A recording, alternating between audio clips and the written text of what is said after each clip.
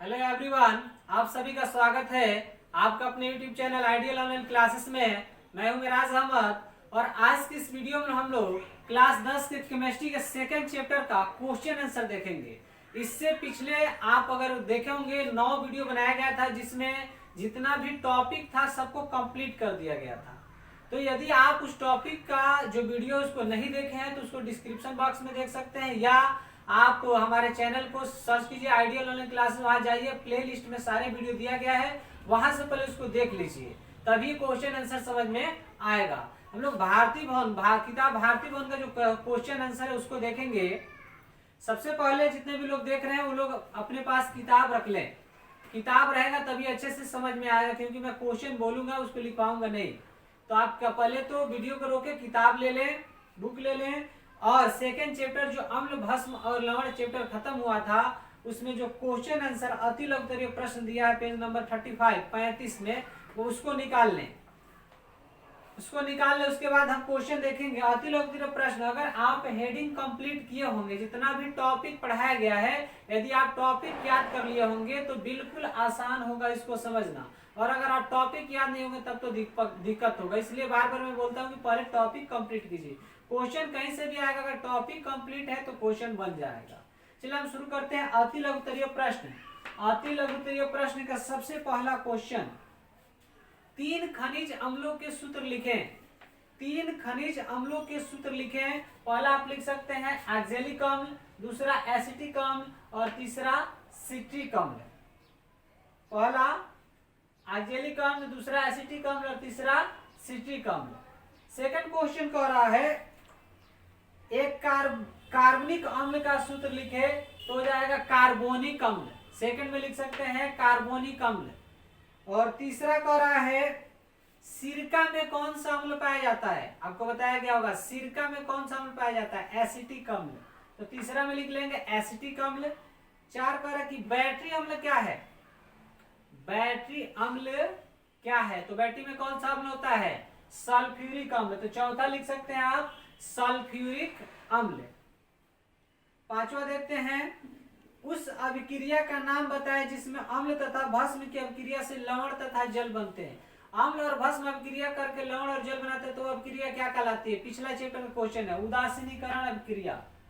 Question number 6, एक सामान्य लवण, अम्लीय लवण तथा एक भास्मिक लवण का उदाहरण दे। तो सामान्य लवण में आप Na2SO4 लिख सकते हैं, अम्लीय लवण में NaHSO4 लिख सकते हैं, उदासीन लवण में BaOHCl। गड़बड़ हो गया है जी, ये आपका होगा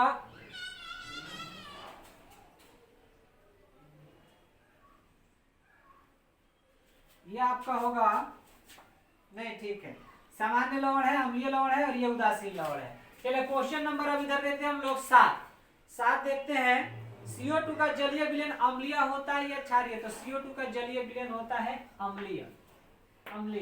क्वेश्चन नंबर 8, सोडियम कार्बोनेट की अभिक्रिया हाइड्रोक्लोरिक अम्ल से कराने पर कौन सी गैस निकलती है, CO2 गैस। तो 8 में लिख लेंगे CO2 gas. Question number 9, NH4Cl के जलीय विलयन का लिटमस पत्र पर क्या प्रभाव पड़ता है। नीला लिटमस पत्र को लाल कर देता है, नीला लिटमस पत्र क्या हो जाता है, लाल हो जाता है।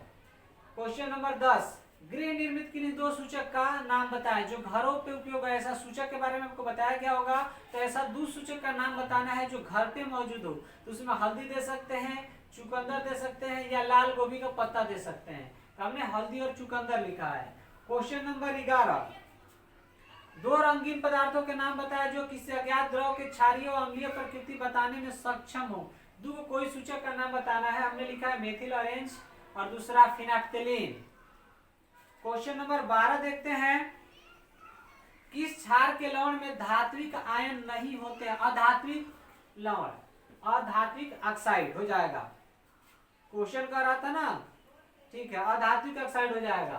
क्वेश्चन नंबर 13, निम्नलिखित अभिक्रिया को पूरा करते ZnH2SO4 अभिक्रिया करके बनाता है ZnSO4 + H2, Fe + 2HCl अभिक्रिया करके बनाता है FeCl2 + H2।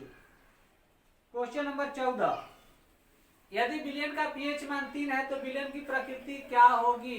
तो विलयन का पीएच मान 7 से नीचे अम्लीय होता है, 7 से ऊपर क्षारीय, 7 पर उदासीन। तो 7 से कम 3 है ना, तो क्या होगा, अम्लीय। तो लिख देंगे अम्लीय। पीएच मान 6 तथा पीएच मान 2 वाले विलयन में अधिक अम्लीय कौन होगा? आपको बताया गया होगा अम्लीयता के बारे में। यहाँ पर दिया गया होगा 7, इधर जितना आएंगे अम्लीयता बढ़ेगा, यानी 6, 5, 4, 3 ऐसा आएगा ना। तो 6 है और किसी का अगर 4 है, चाहे 5 है और किसी का 3 है, तो जो कम होगा, जिसका पीएच मान कम होगा, वो ज्यादा अम्लीय होगा, ये ध्यान में रखना है। तो कौन होगा? 2 वाला विलयन जो है अधिक अम्लीय होगा। क्वेश्चन नंबर 16, क्या पीएच मान 8 वाले विलयन जल से अधिक भास्मिक होंगे? जी बिल्कुल होंगे, 7 उदासीन होता है, 7 से अधिक भास्मिक होता है। क्वेश्चन नंबर 17, निम्नलिखित में अम्लीय लवण, भास्मिक लवण तथा उदासीन लवण को चुने। तो NaCO3 अम्लीय लवण, MgOH भास्मिक लवण, NaCl उदासीन लवण। 18, अभिक्रिया को पूरा कर, ध्यान दीजिएगा आपके बुक में यहाँ पर 2 नहीं दिया, आप 2 लगा के तब समीकरण को पूरा कर लेंगे। और दूसरा समीकरण में शायद यहाँ पर Cu दिया है, तो Cl लिखे, यहाँ 2 लिखे, तब बनाएंगे। क्वेश्चन नंबर 19, जस्ता तथा तनु हाइड्रोक्लोरिक अम्ल की अभिक्रिया में अम्ल का कौन सा तत्व धातु से विस्थापित है? जी हाइड्रोजन होगा, हाइड्रोजन विस्थापित हो जाता है। क्वेश्चन नंबर 20, एक सूचक का नाम बताए। तो कोई सूचक का नाम आप लिख सकते, फिनाफ्थिलीन लिख दीजिए, मेथिओनिन लिख दीजिए, लिटमस पद लिख दीजिए। क्वेश्चन नंबर 21, प्रयोगशाला में निर्मित गैस जल में घुलनशील है, इसके जलीय विलयन में फिनाफ्थिलीन सूचक का एक बूंद डालने से विलयन का रंग गुलाबी हो जाता है, तो विलयन की प्रकृति क्षारीय होगी। क्वेश्चन नंबर 22, रवाकरण जल की अवस्था में आसीन सोडा लिखाया गया होगा Na2CO3 × 10H2O। ये रवाकरण धोने की सोडा जो होता है उसका सूत्र होता है। और तूतिया का एक और नाम है नीला थोथा, तूतिया का एक और नाम है नीला थोथा। ये बहुत बार क्वेश्चन में पूछा हुआ है इसका सूत्र 1 नंबर में। तो तूतिया का सूत्र हो जाएगा CuSO4 × 5H2O। चलिए इसको नोट कर लीजिए, आगे हम लोग क्वेश्चन देखते हैं।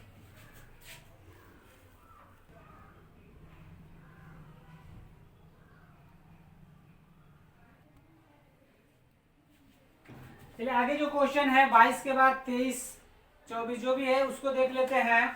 23 नंबर है, हम लोग 22 तक देख लिए थे। 23 क्या कर रहा है, इसको देखते हैं। क्या होता है जब तनु सल्फ्यूरिक अम्ल को ठोस सोडियम कार्बोनेट में मिलाते हैं? सोडियम फास्फोरेट जल और कार्बन डाइऑक्साइड प्राप्त होता है। क्वेश्चन नंबर 24, किसी विलयन में H+ जलीय आयनों की सांद्रता बढ़ाने पर उस विलयन के पीएच मान पर क्या प्रभाव बढ़ेगा? विलयन का पीएच मान बढ़ेगा जी, 24 में हो जाएगा, पीएच मान बढ़ता है। 25, वायुमंडल में जल के अणु त्यागने वाले जलयोजित लवण क्या कहलाते हैं? देखिए इसका जलयोजित लवण ही होगा, प्रस्वेद लवण नहीं होगा, जलयोजित लवण। क्या कह रहा है क्वेश्चन? वायुमंडल में जल के अणु त्यागने वाले अणु कहलाते हैं जलयोजित लवण। 25 में हो जाएगा जलयोजित लवण। 26, पौधों के संतोषजनक वृद्धि के लिए मिट्टी के पीएच का मान कितना होना चाहिए? आपको बताया गया होगा मिट्टी का पीएच मान 7 रहने पर पौधे जो है संतोषजनक वृद्धि करते हैं, तो 7 के आसपास। 27, 2 सूचक का, 2 कोई सूचक नाम लिख दीजिए, हल्दी लिख दीजिए, चुकंदर लिख दीजिए, लाल गोभी का पत्ता लिख दीजिए, मेथिल ऑरेंज लिख दीजिए, फिनाफ्थिलीन लिख दीजिए, लिटमस पद कोई 2 लिख दीजिए। क्वेश्चन नंबर 28, साधारण नमक में किस यौगिक को मिलाकर आयोडीन युक्त नमक बनाया जाता है? जी KI या KiO3, पोटेशियम आयोडाइड या पोटेशियम आयोडेट। क्वेश्चन नंबर 29, एक प्रस्वेद लवण का सूत्र लिखे CaCl2, कैल्शियम क्लोराइड।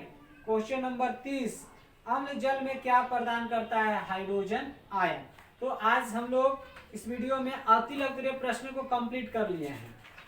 आप जितना भी दिया गया सभी नोटबुक में फिर जो है उसमें जैसे आप फर्स्ट चैप्टर किए थे उसमें सेकंड चैप्टर का टॉपिक और क्वेश्चन लिख लेंगे। नेक्स्ट वीडियो में हम लोग लघुतरीय प्रश्न को देखेंगे और आप जितना भी टॉपिक पढ़ाया गया है उस टॉपिक को याद कर ले, कंप्लीट कर ले, इससे समझ में ज्यादा आएगा। आज की क्लास में बस इतना ही, धन्यवाद।